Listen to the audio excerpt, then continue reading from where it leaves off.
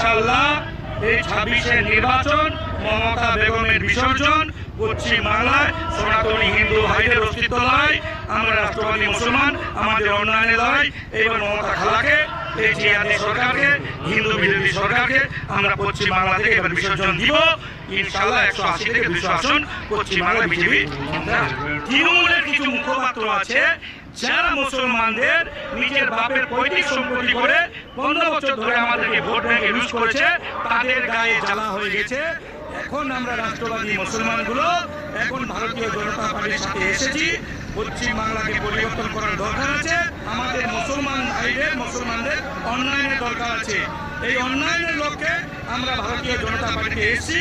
কিছু গ্রামের আমাদের কিছু মুসলমান আছে, কিছু এই তৃণমূলের জিহাদি মৌলবাদীরা তাদের ব্রেন আইওয়াশ করে রাখছে যে বিজেপি কি নাকি পশ্চিম বাংলায় আসলে মুসলমানগুলোকে বাংলাদেশ পাকিস্তানে পাঠাবে।